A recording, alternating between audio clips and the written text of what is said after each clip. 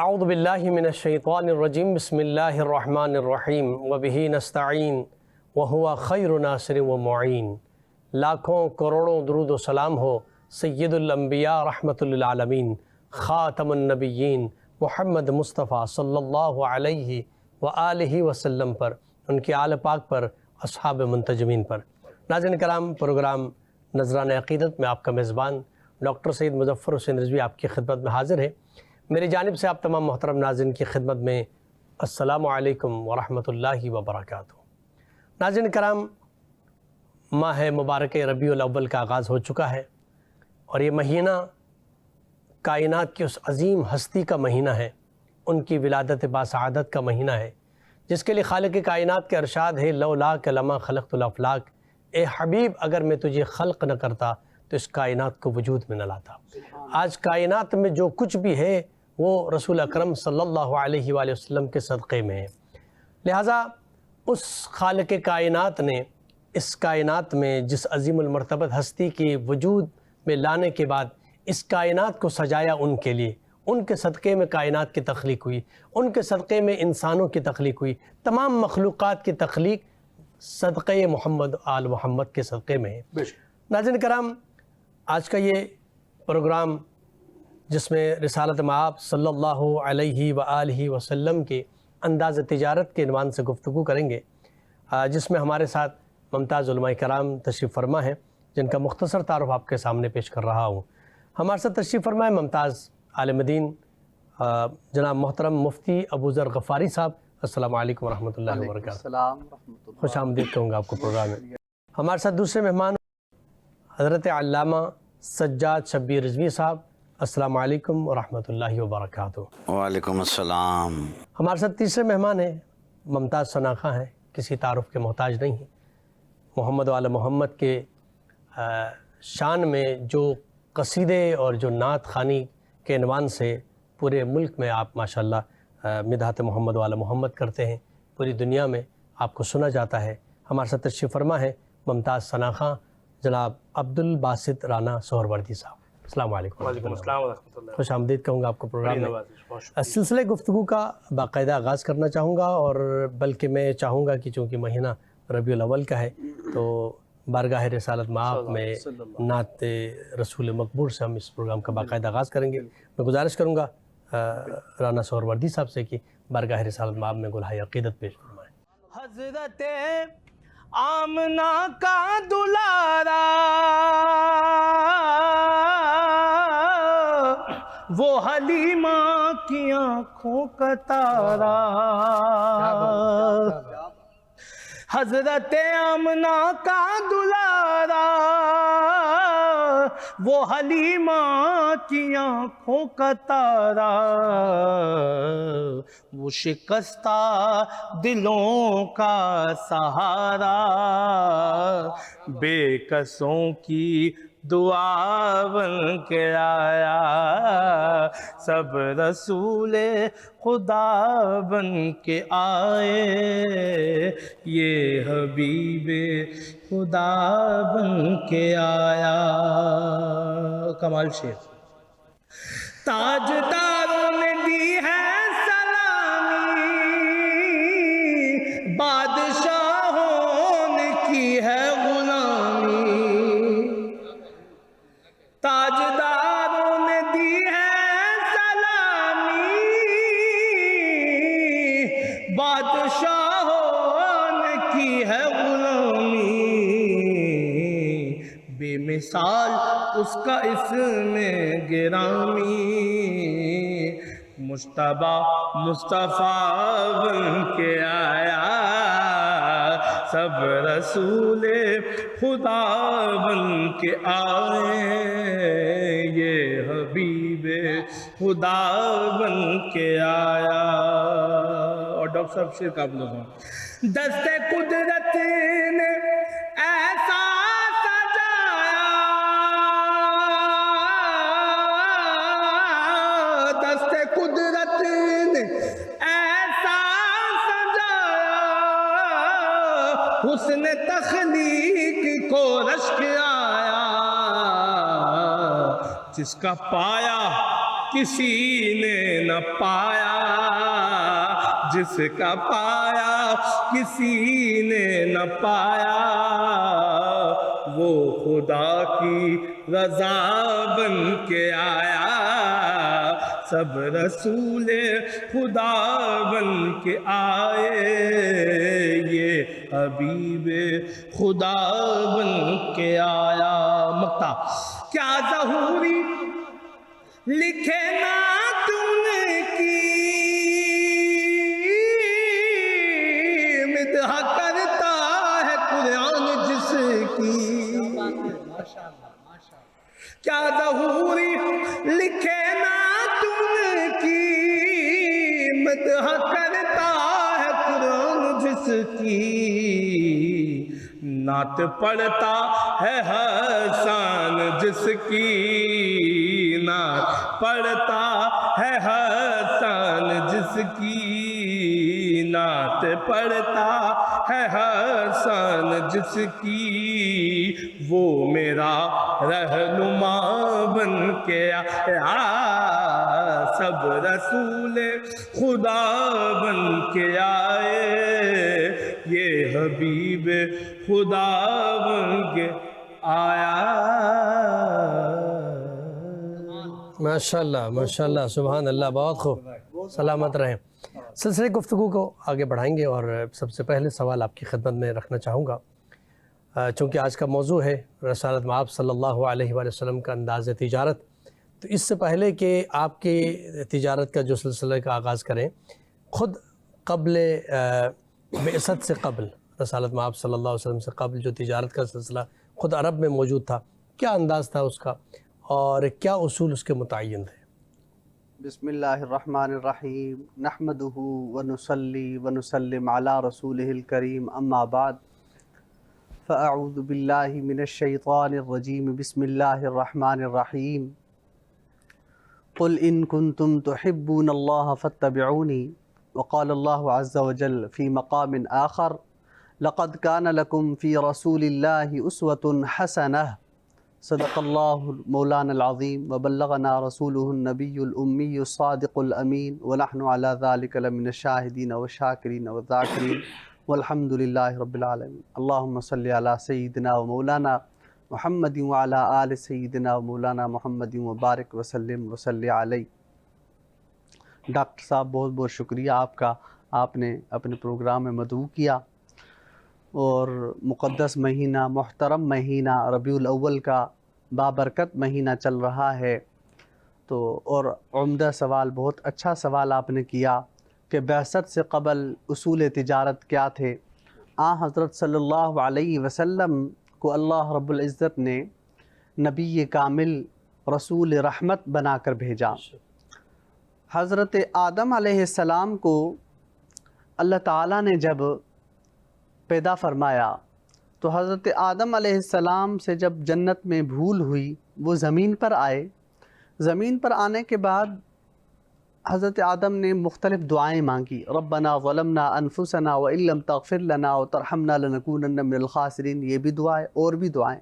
روایات میں آتا ہے کہ ایک دعا پھر حضرت آدم نے اور مانگی کہ اے اللہ، مجھے محمد صلی اللہ علیہ وسلم کے وسیلے سے مجھے معافی نصیب فرما، کہ ان کی دعا قبول ہو گئی۔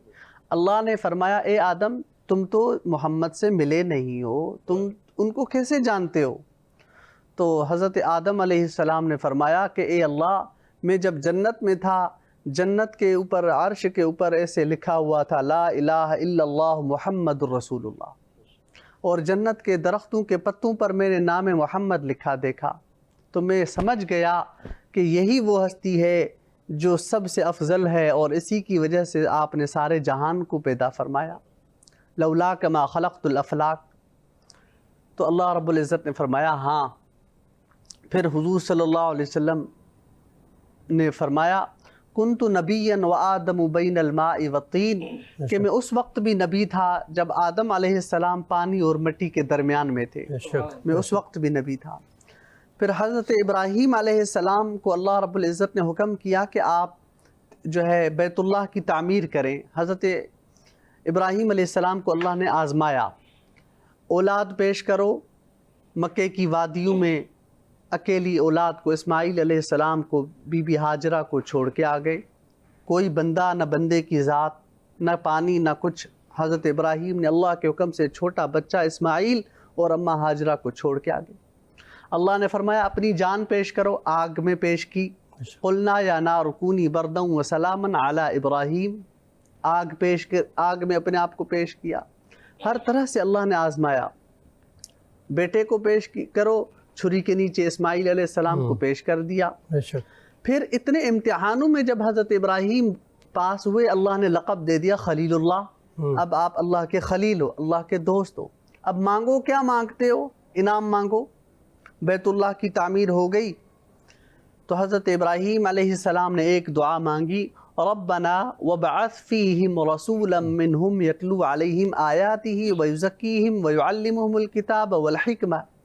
اے اللہ، بس ایک میری التجا ہے، جو آخری رسول آپ اس بیت اللہ کو آباد کرنے کے لیے بھیجیں گے وہ میری اولاد میں سے اس کو بھیجنا. اللہ نے دعا قبول کی. جس گھر کو بنا رہے ہیں اس کا نام بیت اللہ، دعا مانگنے والا خلیل اللہ، جس کو بھیجا جائے گا محمد الرسول اللہ. تو حضور صلی اللہ علیہ وسلم کی آمد سے پہلے جہاں کفر اور ظلمت اور ہر طرف اندھیرا تھا، جہالت تھی، بچیوں کو زندہ درگور کیا جاتا تھا. وَإِذَا الْمَوْءُودَةُ سُئِلَتْ، روز قیامت وہ بچی پوچھے گی کہ مجھے کس جرم میں قتل کیا گیا. اور جہاں دیگر برائیاں عام تھی وہاں تجارت میں بھی بے اصولی تھی.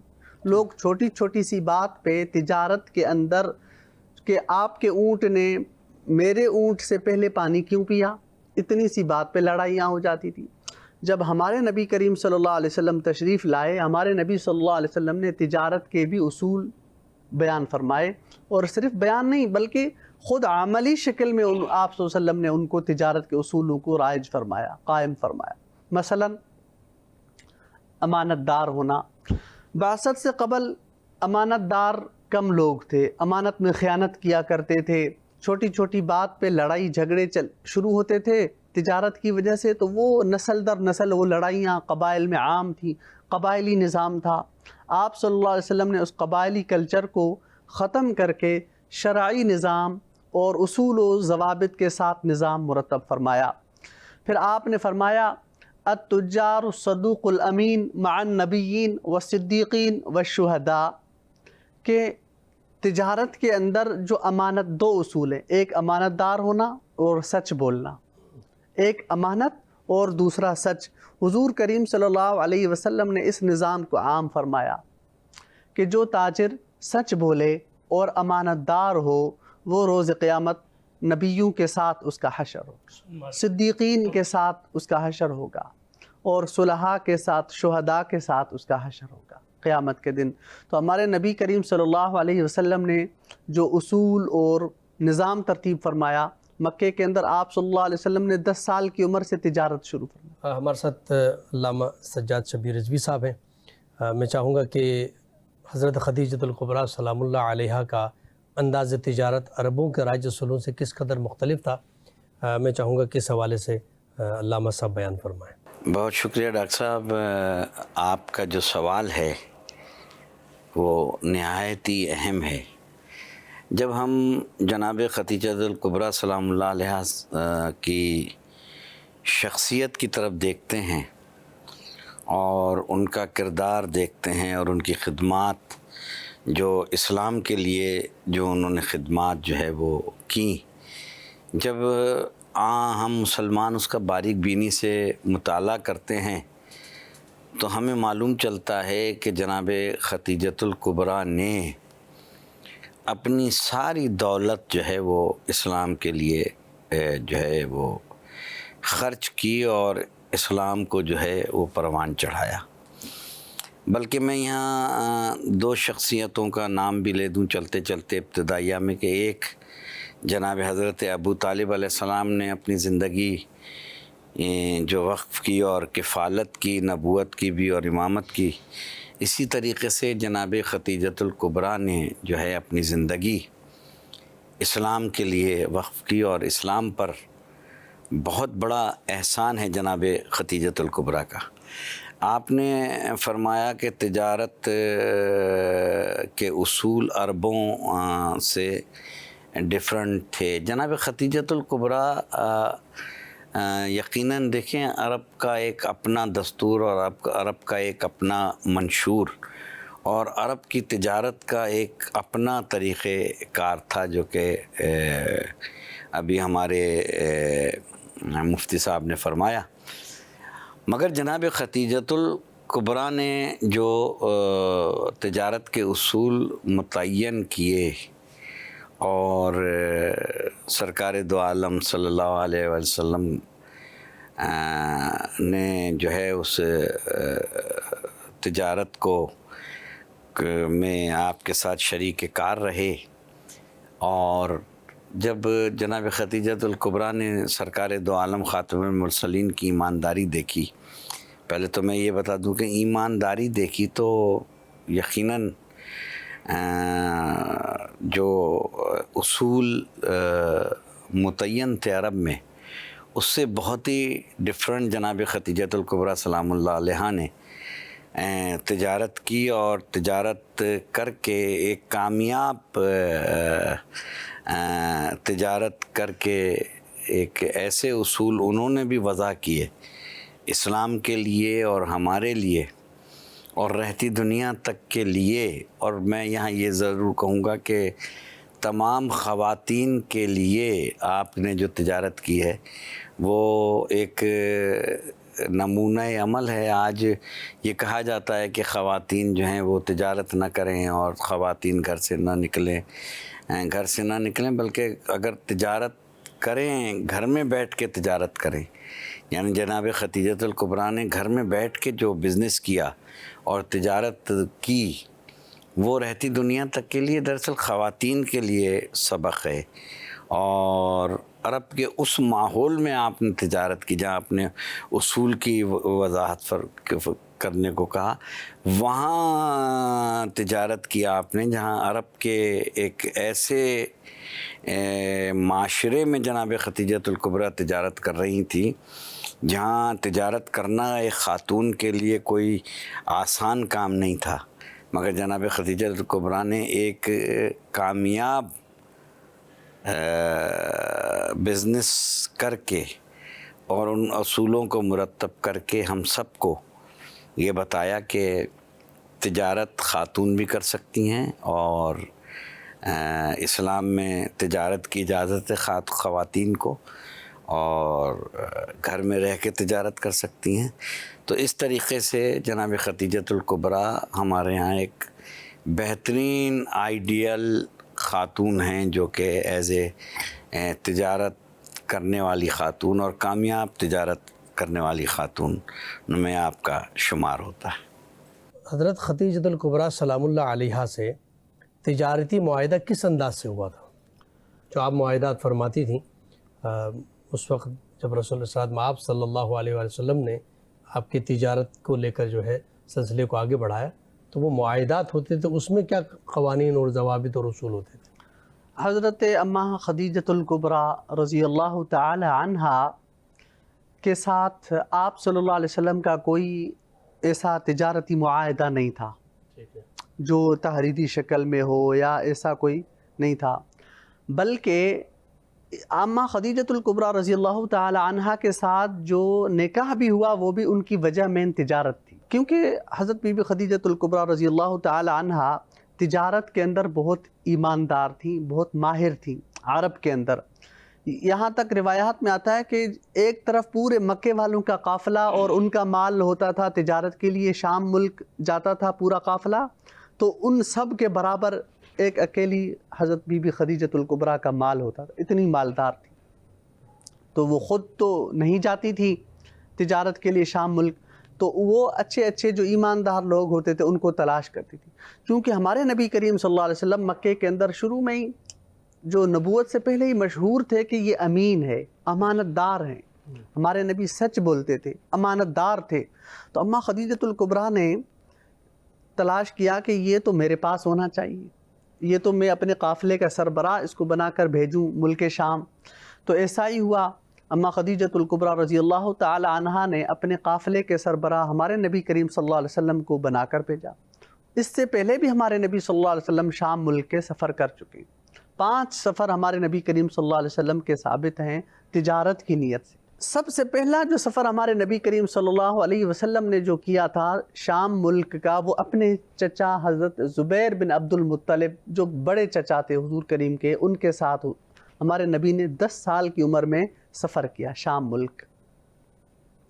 تو حضرت بی بی خدیجۃ الکبریٰ رضی اللہ تعالی عنہا نے اپنا مال تجارت حضور کے حوالے کیا اور اپنے غلام میسرہ کو بھی حضور کے ساتھ روانہ کر دیا۔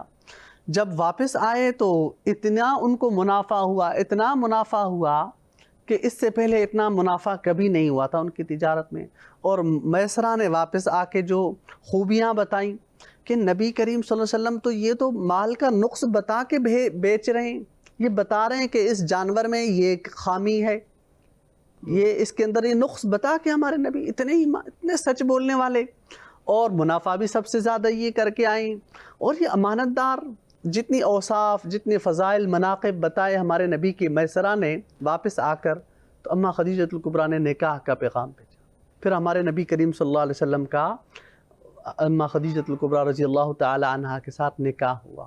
ناظرین کرام، یہاں مختصر سا بریک کا وقت ہوا چاہتا ہے، بریک کے بعد آپ کی خدمت میں حاضر ہوتے ہیں، ہمارے ساتھ رہیے گا۔ ناظرین کرام، ایک بار پھر پروگرام نظران عقیدت میں آپ کا خیر مقدم ہے، اور آج جس موضوع پر گفتگو ہے رسالت مآب صلی اللہ علیہ وآلہ وسلم کے انداز تجارت کیا تھا۔ اور ابھی بریک سے پہلے ہم نے گفتگو کی کہ خود حضرت خدیجۃ الکبریٰ سلام اللہ علیہ اس زمانے کی سب سے بڑی تاجرہ تھیں۔ اسلام سے قبل بھی آپ کی تجارت کے چرچے تھے۔ آپ صلی اللہ علیہ وسلم سے شادی بھی اسی عنوان سے، ظاہر تجارت کے عنوان سے ہوئی کہ آپ تجارت کے لیے پہلے آپ کا سامان لے کر گئے جناب خدیجۃ الکبریٰ کا، اور اسی عنوان سے آپ نے دیکھا کہ جو صادق بھی ہے، امین بھی ہے، پھر کاروبار میں بھی جس انداز میں آپ نے صداقت اور امانت کا خیال رکھا تو اس سے متاثر ہوئیں، اور پھر جیسے مفتی صاحب نے بیان بھی فرمایا کہ پھر وہ آپ نہیں جناب خدیجۃ الکبریٰ سلام اللہ علیہ سے ہی رشتے کے لیے بات ہوئی۔ تو اس حوالے سے ہم بات کریں گے کہ رسالت مآب صلی اللہ علیہ وسلم نے جو تجارت کے اصول بیان فرمائے وہ کیا تھے؟ تجارت حضور کریم صلی اللہ علیہ وسلم کے تجارتی اصول کیا تھے؟ التاجر الصدوق الامین مع النبیین والصدیقین والشہداء، کہ تجارت کے اندر جو سچ بولے اور امانت دار ہو، یہ 2 کوالٹیاں جس تاجر میں ہوں، یہ 2 اصول ہمارے نبی نے بتائے۔ ایک تجارت کرو تو سچ بولو، اور تجارت کرو تجارت کے اندر سچ بولو، اور دوسرا امانت دار۔ آپ کے پاس ہمارے نبی کریم صلی اللہ علیہ وسلم کا ایک لقب امین تھا، امین کہ امانت دار تھے۔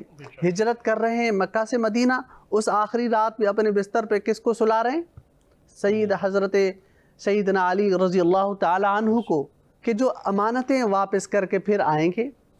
تو امانت دار تھے ہمارے نبی، دشمن تھے کافر، لیکن امانتیں نبی کے پاس رکھواتے تھے۔ تو یہ اصول ہمارے نبی نے فرمایا۔ اور حضرت عبداللہ بن صائب رضی اللہ عنہ نے فرمایا کہ نبی کریم صلی اللہ علیہ وسلم مکہ میں میرے ساتھ تجارت کے شریک تھے، تجارت میں شریک تھے۔ ہمارے نبی کیسے تھے تجارت کے اندر؟ حضور صلی اللہ علیہ وسلم معاملہ، حسن معاملہ، سچ بولتے تھے، نقص بتا کر چیز بیچتے تھے، خریدتے تھے۔ نقص ہمارے نبی نے فرمایا نقص بتاؤ، اور وعدہ خلافی نہیں کرتے تھے۔ آیت المنافق 3، اذا حدث کذب واذا وعد اخلف واذا اؤتمن خان۔ منافق کی 3 نشانی: جب بات کرے تو جھوٹ بولے، وعدہ کرے تو خلاف ورزی کرے، واذا اؤتمن خان، جب امانت رکھوائی جائے تو اس کے اندر خیانت کرے۔ یہ شخص مسلمان نہیں، اس کے دل میں نفاق ہے۔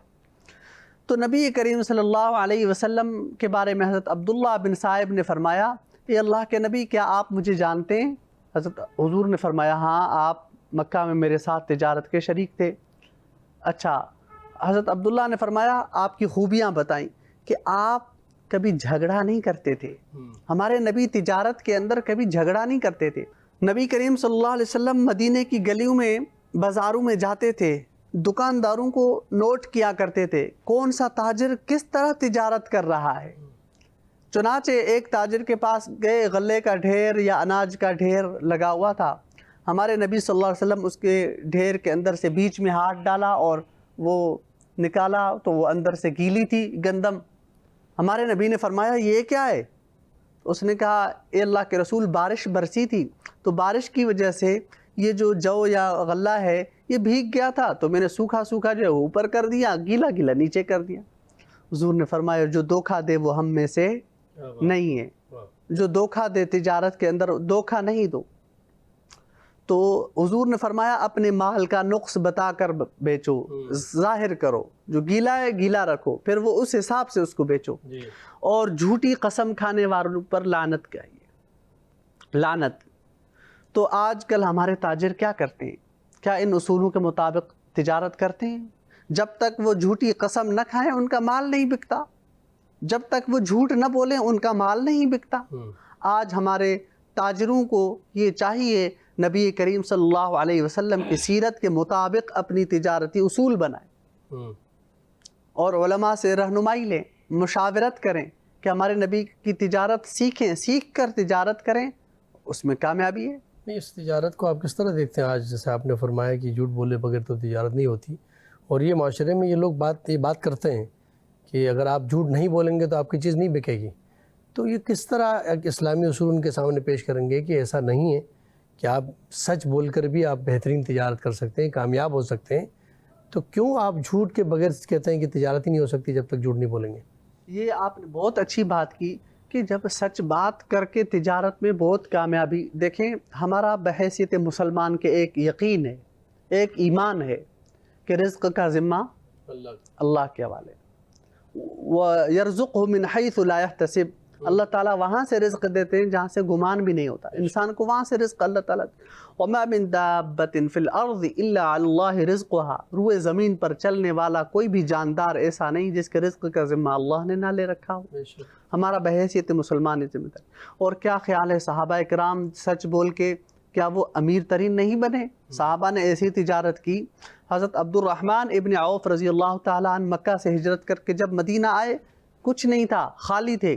جب ان کا وصال ہوا, اس دنیا سے جانے لگے, انہوں نے اپنا مال تجارت اتنا چھوڑا, میراث ان کی اتنی تھی کہ روایات میں آتا ہے کہ جو ان کی میراث تقسیم کرنے والے ہیں وہ سونے کی اینٹیں کاٹ کاٹ کے تقسیم کر رہے تھے ان کے ورثاء میں ان کی وراثت. تو ہاتھوں میں 40 دن تک ان کی وراثت تقسیم کرتے گئے, ان کے ہاتھوں میں چھالے پڑ گئے لیکن میراث ختم نہ ہوئی. حضرت عبد الرحمن ابن عوف اتنے بڑے تاجر. تو اسی طرح صحابہ اکرام بڑے بڑے تاجر تھے, تو وہ سچ بول کے تجارت کیا کرتے تھے. جھوٹ بول, ہمارے نبی نے فرمایا جو تاجر تجارت میں جھوٹ بولے وہ ہم میں سے نہیں, اور وہ مال لین دین بھی حرام ہو جائے گا. لین دین حرام ہو جاتا ہے. انسان جھوٹ بول لین دین کے حرام, پیسہ جو کما رہا ہے ہاں یقیناً. یقین. قبلہ علامہ صاحب آپ کی خدمت میں یہ سوال رکھنا چاہوں گا, جس طرح مفتی صاحب نے بھی بیان کیا ابھی کہ رسول اکرم صلی اللہ علیہ وسلم کے تجارت کے جو اصول آپ نے متعین فرمائے تھے, اس حوالے سے میں چاہوں گا آپ بھی اس حوالے سے کچھ کیا اصول تھے جو رسالت میں آپ نے تجارت کے عنوان سے متعین فرمائے تھے؟ سب سے بڑی خامی یہیں آ کے جو ہے پیدا ہوتی ہے کہ آج کے مسلمان کو یہ نہیں معلوم کہ تجارت کے جو ہے وہ اصول کیا ہیں اور کس انداز سے جو ہے ہمیں تجارت کرنی ہے. سب سے پہلے تو میں آپ کے سچ چینل کی توسط سے یہ عرض کروں گا کہ آج کا جو تاجر ہے وہ سب سے پہلے تو جو اسٹوریج کرتا ہے اپنے سامان کو, اور اس کی وجہ سے جو ہے وہ شارٹیج ہوتی ہے چیزوں کی, اور جب چیزوں کی شارٹیج ہو جاتی ہے تو لوگ اس کو دگنی قیمت پر, بلکہ میں اردو اپنا آج کی اصطلاح میں اس کو بلیک مارکیٹنگ کہوں, چاہے وہ دوائیں ہوں, چاہے وہ اجناس ہو, چاہے وہ کھانے پینے کی چیزیں ہوں, چاہے وہ سبزی فروٹ کی چیزیں ہوں. جب آپ اس کو اسٹوریج کر دیتے ہیں تو اس کی کمی ہو جاتی ہے, اور جب وہ کمی ہو جاتی ہے تو آج کا تاجر اسے بلیک مارکیٹنگ میں بیچ کر اس سے 4 گنا 5 گنا 6 گنا منافع کماتا ہے, اور عام عوام جو ہے اس کو لینے کے لیے جو ہے مجبور ہوتی ہے. تو سرکار دو عالم نے ایک فلاحی تجارتی اصول مرتب کیے جس میں تاجر کو پابند کیا گیا کہ وہ کوئی شے بھی اسٹوریج جو ہے وہ نہیں ہوگی, اور کسی قسم کی جو ہے بلیک مارکیٹنگ جو ہے وہ نہیں ہوگی. اور تجارت کے اصول تو بہت اس مختصر سی گفتگو میں نہیں وہ پوری تعین نہیں کر سکتا اس کا، نہ اس کا احاطہ کر سکتا ہوں. یہ بتا سکتا ہوں آپ کو کہ تاجر پر یہ بہت بڑی رسپانسبلٹی ہے کہ وہ منافع کتنا لے رہا ہے اس پر، جو چیز وہ تجارت کر رہا ہے اس کے منافع کے اصول اور اس کو بیچنے کے اصول، اور اس میں حکومت وقت کا جو ٹیکس ہے جو اس زمانے میں رائج تھا اس کو نکالنے کے اصول، یہ سرکار دو عالم نے تفصیل کے ساتھ وضع کیے. اور وضع کرنے کے بعد آپ نے دیکھا کہ سرکار ایک ایسی فلاحی، ایک ایسا نظام اسلامی ریاست کا بنا کے گئے کہ اگر آج کا تاجر اس پر عمل کرنے لگے اور آج کا تاجر اس کو دیکھے اور اس پر عمل کرے تو ایک بہت بڑی معاشرتی تبدیلی آ سکتی ہے. محترم جناب رانا صاحب سے گزارش کروں گا کہ بارگاہ رسالت مآب میں گلہائے عقیدت پیش کریں. سارے نبیوں کے عہدے بڑے ہیں، لیکن آقا کا منصب جدا ہے.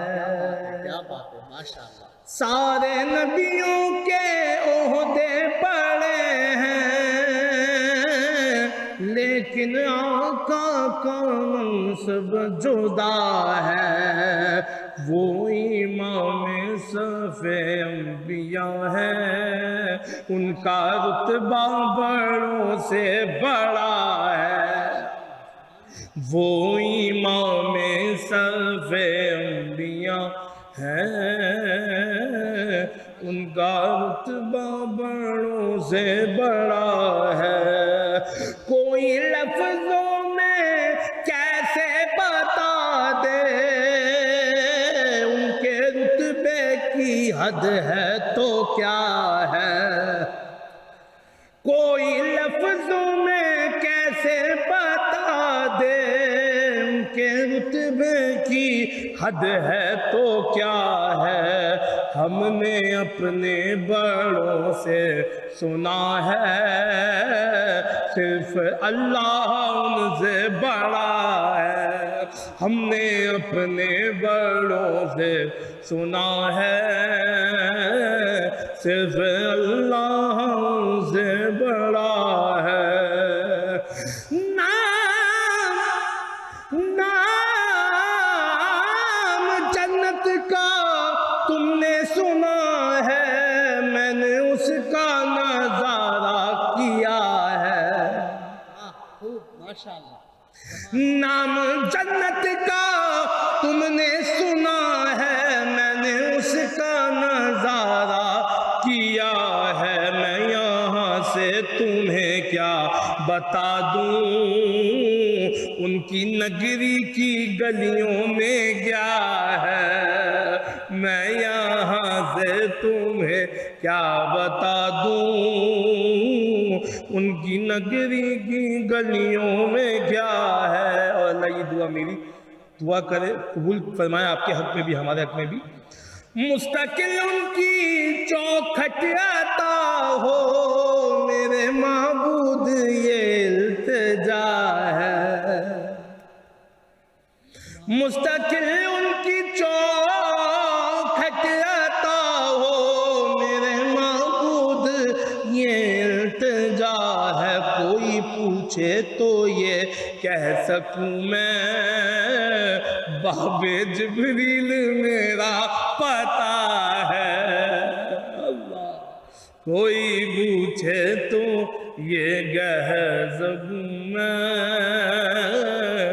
باب جبریل میرا پتا ہے. وہ امام صف انبیاء ہے، ان کا رتبہ بڑوں سے بڑا ہے.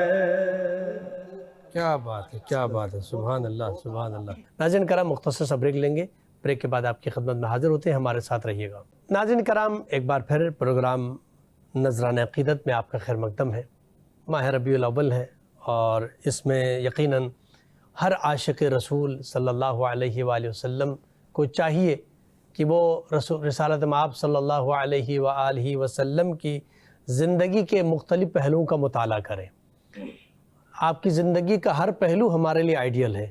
قرآن مجید فرقان حمید میں خالق کائنات نے یہ اعلان فرمایا، بسم اللہ الرحمن الرحیم، لقد کان لکم فی رسول اللہ اسوۃ حسنہ۔ رسالت مآب صلی اللہ علیہ وآلہ وسلم کی زندگی کا ایک ایک پل ہمارے لیے عملی نمونہ ہے، تو رسول اللہ کی زندگی کو ہم سامنے رکھیں۔ آج ہم جس پہلو پر بات کر رہے ہیں وہ آپ کی انداز تجارت ہے۔ آپ رسالت مآب کی تجارت کو اپنے سامنے رکھیں۔ خود جیسے مفتی صاحب نے ابھی بیان فرمایا کہ جب وہ تجارت فرماتے ہیں تو چیزوں کو ان کی حقیقت بیان کر کے بیچ دیتے ہیں۔ یعنی اگر کسی چیز کو جو آج ہمارے معاشرے کے اندر ہم دیکھتے ہیں کہ اگر چیز میں کوئی خرابی ہے، خامی ہے، تو کوئی ایسی چیز اس کے اوپر ڈال کے، آپ نے دیکھا ہوگا پھل بھی بیچتے ہیں تو اس کے اوپر بھی جہاں کوئی داغ دھبا ہے تو اسٹیکر لگاتے ہیں جی، تو اس کو اور اچھا خوبصورت لگتا ہے کہ کوئی بہت ہی بہترین پھل لگ رہا ہے۔ تو اس طرح چیزیں کر کے دیتے ہیں، جبکہ رسالت مآب کی سیرت ہمارے سامنے موجود ہے۔ خالق کائنات بار بار قرآن مجید میں فرما رہا ہے کہ تمہیں رسول اللہ کی سیرت پر عمل کرنا ہے۔ خالق کائنات کے حبیب کی سیرت ہمارے سامنے موجود ہے۔ خاص کر اب ہم بات کر رہے ہیں تجارت کے حوالے سے، تجار کے لیے، تو آج ہمارے جو تاجر ہیں ان سے ہم یہ بات کرنا چاہیں گے کہ ان کی ذمہ داری کیا ہے کہ وہ رسالت مآب کی زندگی کے مطابق انہوں نے جو تجارت کے اصول بیان فرمائے، اگر وہ اس طرح زندگی گزاریں تو کتنا ہی بہترین معاشرہ ہوگا۔ خاص کر میں نے جو آپ کی خدمت میں سوال رکھا کہ ذخیرہ اندوزی، جس پر بہت سختی سے منع کیا اسلام نے، ملاوٹ کرنا، قیمتوں میں اضافہ کرنا، اور یہ سب چیزیں جو ہم معاشرے کے اندر دیکھ رہے ہیں، ان کو کس طرح بیان فرمائیں گے؟ ڈاکٹر صاحب، اللہ تعالیٰ نے فرمایا وَيْلٌ لِّلْمُطَفِّفِينَ الَّذِينَ إِذَا اكْتَالُوا عَلَى النَّاسِ يَسْتَوْفُونَ۔ جو ذخیرہ اندوزی کرتے ہیں، جو ملاوٹ کرتے ہیں، اور جو جھوٹ بول کر تجارت کرتے ہیں، جو دھوکہ دیتے ہیں، تجارت کے اندر دھوکہ دیتے ہیں، تو ایسے لوگوں کی بارے میں اسلام نے ان کو سخت سخت سزائیں دی ہیں، اور ہمارے نبی نے بھی فرمایا ایسے لوگ ہمارے دین میں نہیں ہیں۔ تو ہم کیوں اپنے پاکیزہ مال کو جھوٹ بول کر حرام کر رہے ہیں؟ ایسے تاجر ایک صرف جھوٹ بول کر، ایک دھوکہ دے کر اپنے حلال مال کو حرام کر رہے ہیں۔ کیوں کر رہے ہیں؟ اور ذخیرہ اندوزی کر رہے ہیں۔ ذخیرہ اندوزی کرنے والوں پر بھی لعنت آئی ہے۔ دو ضابطے، ایک ہے جو تجارت، خرید و فروخت، یہ اسلام نے حرام، اور دوسرا ہے سود۔ سود کو اسلام نے حرام کیا، خرید و فروخت حلال ہے۔ آپ تجارت کریں، آپ ملازمت کریں، آپ زراعت کریں، آپ کاروبار کریں، کوئی بھی چیز آپ کریں، ذخیرہ اندوزی کی اسلام میں گنجائش نہیں۔ اس میں چاہوں گا اس کی تھوڑی وضاحت فرمائیں کہ ذخیرہ اندوزی کیا نقصانات ہوتے ہیں، اور اس کو کیوں قبیح قرار دیا گیا ہے، اس کو کیوں گناہ قرار دیا ہے، کیا وجہ ہے، اس سے معاشرے کو کیا نقصان ہوتا ہے؟ معاشرے کو اس سے یہ نقصان ہوتا ہے کہ ذخیرہ اندوزی، ایک پوری گندم کا سیزن چل رہا ہے، آپ نے بڑے تاجر ہوتے ہیں وہ گندم لے کے رکھ دی، غریب کی جو گردن ہے وہ کٹ جاتی ہے، غریب کٹ جاتا ہے، پس جاتا ہے، ختم ہو جاتا ہے۔ Islam is complete code of life. اسلام مکمل ضابطۂ حیات۔ اسلام برابری کے اصول دیتا ہے۔ اسلام میں سارے انسان برابر ہیں، نماز کھڑی ہوتی ہے تو سارے برابر ہیں، اور اللہ نے قرآن میں فرمایا وَمَا آتَاكُمُ الرَّسُولُ فَخُذُوهُ وَمَا نَهَاكُمْ عَنْهُ فَانْتَهُوا۔ جو چیز تمہیں رسول دے اس کو پکڑو، جس چیز سے رسول منع کرے اس سے رک جاؤ۔ ہمارے نبی کریم صلی اللہ علیہ وسلم نے ذخیرہ اندوزی کرنے والوں پر لعنت پائی، فرمایا ذخیرہ اندوزی کرنے والے ہم میں سے نہیں ہیں۔ ذخیرہ اندوزی اس طرح لوگ کرتے ہیں کہ گندم لے لی، چینی لے لی۔ مارکیٹ کے اندر آج کل بہت بڑا اس طرف رجحان ہے کہ بڑے تاجر وہ چیز لے لیتے ہیں، رکھ لیتے ہیں، جب ریٹ اوپر ہو جاتا ہے پھر بیچ دیتے ہیں۔ ان کے لینے کی وجہ سے ان کا مال، گندم، چاول، چینی، یہ چیزیں کچھ بھی چیز ہے، روکنے کی وجہ سے ان کی جو قیمت ہے ریٹ بڑھ جاتا ہے، ڈیمانڈ زیادہ ہو جاتی ہے، پھر وہ بیچتے ہیں۔ ہر چیز کی ذخیرہ اندوزی، ہر جنس کی ذخیرہ اندوزی کو اسلام نے حرام قرار دیا ہے، لہٰذا ہمارے تاجروں کو چاہیے کہ اس سے احتیاط کریں، ذخیرہ اندوزی نہ کریں۔ اپنا حلال، آپ کا حلال بزنس ہے، حلال کام ہے، آپ تھوڑی سی غلطی کر کے اس کو سارے کے سارے کو حرام کر رہے ہیں، اپنے بچوں کو حرام کھلا رہے ہیں، تو ہم کیوں ایسے کیوں کر رہے ہیں؟ کیا ہم نے مرنا نہیں؟ آخرت پر ہمارا یقین نہیں ہے؟ اللہ پر ہمارا ایمان نہیں ہے؟ نبی پر ہمارا ایمان نہیں؟ ہم کلمہ کو مسلمان، کلمہ پڑھنے والے، نبی پر ہمارا ایمان ہے، قیامت پر ہمارا ایمان ہے، اللہ پر ہمارا ایمان اور یقین ہے، تو ہم اللہ پر بھروسہ کریں۔ وَمَن يَتَوَكَّلْ عَلَى اللَّهِ فَهُوَ حَسْبُهُ، جو اللہ پر بھروسہ کرے اللہ اس کے لیے کافی ہو۔ جیسے مفتی صاحب نے بھی اس کو بیان کیا ہے کہ جیسے ذخیرہ اندوزی کے حوالے سے اور قیمتوں میں اضافہ کرنے کے حوالے سے، ملاوٹ کے حوالے سے، میں چاہوں گا چونکہ آپ کا تعلق بھی اسی حوالے سے ہے، تو میں چاہوں گا کہ اس حوالے سے بھی آپ بیان فرمائے گا کہ ہماری سوسائٹی کے اندر، ہمارے معاشرے کے اندر جو ملاوٹ کا معاملہ ہے اور ذخیرہ اندوزی کا معاملہ ہے، اور اس حوالے سے گورنمنٹ، ہماری حکومتیں، ان کا کوئی قانون ہے اس حوالے سے کہ جس طرح یہ ان کو آزاد چھوڑ دیا گیا، تجارتی جو افراد ہیں، جو تاجر ہیں، کہ وہ جس طرح جیسے چاہیں وہ کر لیں، کیا ان کے اوپر کوئی چیک اینڈ بیلنس حکومت کا ہے؟ اس کے علاوہ آپ کیا کوئی مشورہ دیں گے کہ آج کے ہمارے معاشرے میں، اسلامی معاشرہ کہلاتا ہے ہمارا پاکستان کا معاشرہ، اس میں تجارت کے حوالے سے یہ جو ساری چیزیں، جو خرابیاں ہیں جس کو سختی سے منع کیا اسلام نے، اس کے خاتمے کے لیے کون سے ایسے قوانین، کون سے ایسے طریقے اپنائے جائیں کہ یہ والے معاملات ہمارے معاشرے سے ختم ہو، تجارت میں خاص کر؟ ڈاکٹر صاحب، بات دراصل یہ ہے کہ ہم اس معاشرے میں زندہ ہیں جہاں پر بیرا روی کا عالم یہ ہے کہ ایک ایک چیز پر جو ہے وہ جو دوائیں، جسے سیف لائف ڈرگس کہتے ہیں نا، جو زندگی بچانے والی ادویات ہیں، اس میں ایک وقت میں 200 اور 250 روپے جو ہے وہ بڑھا دیے جاتے ہیں، اور روزمرہ کے استعمال کی چیزیں جو ہیں اس کی جو ہے نوٹیفیکیشن اگر جاری ہوتا ہے تو لوگوں کو یہ پتہ ہی نہیں ہے کہ پرائز لسٹ کیا ہے اور اس پہ کیسے عمل درآمد کرانا ہے۔ اچھا، وہ جو لینے والا ہوتا ہے وہ بھی نہیں پوچھتا کہ آپ کے پاس پرائز لسٹ ہے، چاہے وہ سبزی خرید رہا ہو، چاہے وہ دودھ، یعنی ایک ایسا طریقہ کار یہاں وضع ہے، یعنی بے لگام دنیا چل رہی ہے، نہ کوئی قیمتوں کا تعین کرنے والا ہے اور نہ تعین کر کے اس کو جو ہے اس پہ امپلیمنٹ کرانے والا ہے۔ یہ بڑا آج کا کرنٹ سوال ہے اور کرنٹ افیئرز کی بات آپ نے کی ہے کہ پہلی چیز یہ ہوتی ہے کہ ایک اسلامی ریاست میں جس چیز کا آپ تعین کر رہے ہیں کہ یہ چیز اتنے میں بکے گی، اس کو بکوائے گا کون؟ میرا سوال آپ سے یہ ہے کہ اس کو بکوانے کے لیے ریاست کی ضرورت ہوتی ہے، مگر جہاں ریاست قیمت کا تعین تو کر لے مگر وہ بکوانے میں ناکام ہو جائے تو پھر تو تاجر بے لگام ہے نا، اس کو کوئی پوچھنے والا نہیں ہے، اس لیے کہ وہ چاہے۔ اچھا، میں بالکل ابھی ایک باریک سی مثال دے دوں، پولیتھین بیگز پر جو ہے گورنمنٹ نے پابندی لگائی تھی نا، نوٹیفیکیشن ہو گئی تھی پابندی، امپلیمنٹ کون کرائے گا؟ میں کراؤں گا، مفتی صاحب کرائیں گے، آپ کہیں گے ریاست کا کام ہے، مگر وہ پولیتھین بیگز جو ہیں وہ عام بک رہے ہیں۔ یعنی جب تک منصفانہ نظام نہیں ہوگا اور یہ نہیں معلوم چلے گا کہ کس کی رسپانسبلٹی ہے کہ قیمتوں کا تعین ہو اور مہنگا بیچنے والے کو سخت سے سخت سزا دی جائے، اور عوام جب ہم دیکھتے ہیں تو عوام بھی، ہمارے یہاں عوام میں بھی اویئرنیس نہیں ہے کہ وہ اس پہ آواز بلند کرے۔ اچھا، آواز بلند بھی کرے تو سنتا کوئی نہیں ہے، آواز بلند کرے کہ یہ چیز اتنی مہنگی کیوں ہو گئی ہے، وہ لینے پہ مجبور ہوتے ہیں۔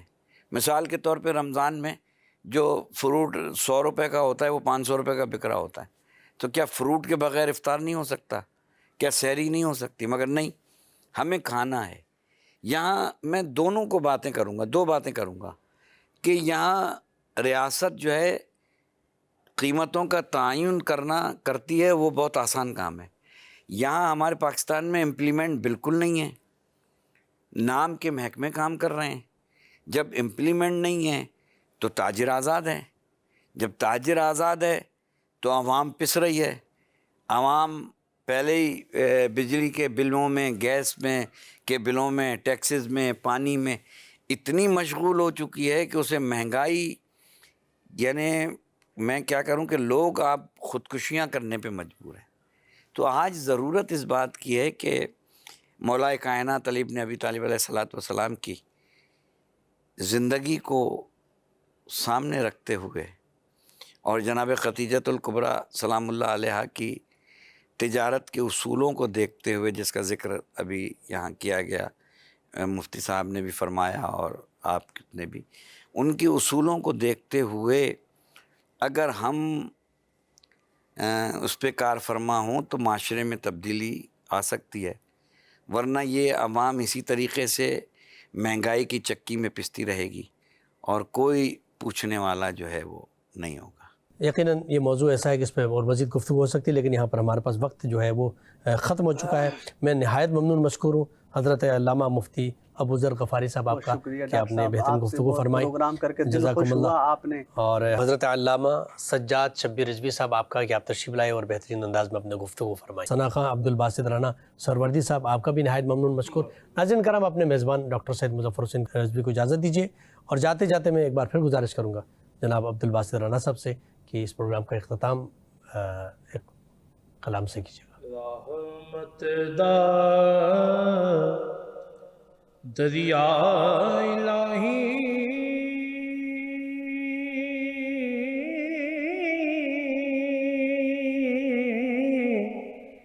ہر دم وگدا تیرا، جے ایک قطرہ بخش مینوں کم بن جائے میرا، جے ایک قطرہ بخش مینوں کم بن جائے میرا۔ میں نیواں میرا مرشد اونچا، اونچیاں دے سنگ لائی، صدقے جاواں ان اونچیاں تو میں جنہاں نیویاں نال نبھائی، صدقے جاواں ان اونچیاں تو میں جنہاں نیویاں نال نبھائی۔ لوگ کہتے ہیں مرنے کے بعد قبر میں جائیں گے، قبر کی رات اندھیری ہے۔ میاں محمد بخش رحمۃ اللہ علیہ فرماتے ہیں، لوکا مینوں آن ڈرایا،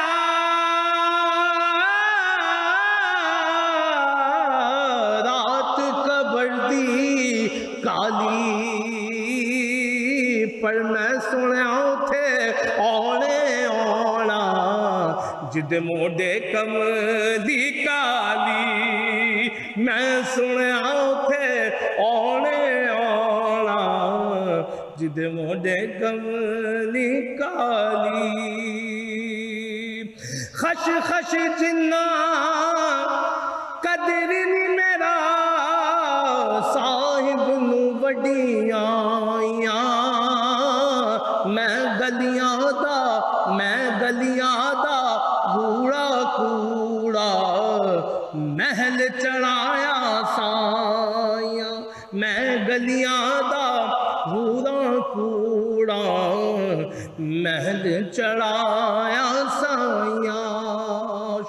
قابل غور مالی دا کم پانی دینا، پر مشکاں پاوے، پر مالک دا کم پھل پھلوڑا، الاوے یا نہ لاوے، مالک دا کم پھل پھلوڑا، الاوے یا نہ لاوے۔ اور آخری سے عملہ والے جنہوں نے عمل کیا دنیا میں، عملہ والے لنگ لنگ جاندے، غافل گوتے کھاندے، ڈوبن نہیں دین دے، ڈوبن نہیں دین دے محمد بخشا کامل پیر جنا